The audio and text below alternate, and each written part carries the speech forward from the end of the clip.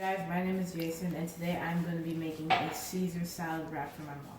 So today we have the salad, the dressing, the croutons, the cheese, the wrap, and the bacon bits.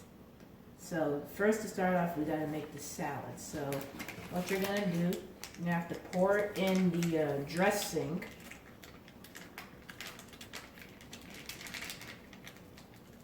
Now once you've poured in that, then you need to put in the croutons.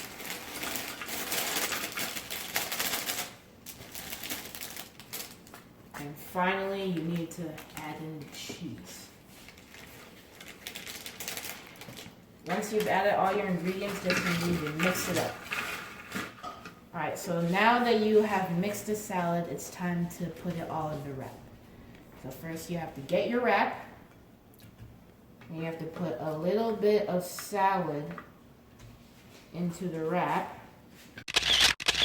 And then once you've done that, if you can sprinkle anything you want, but today we are going to be sprinkling the bacon into it.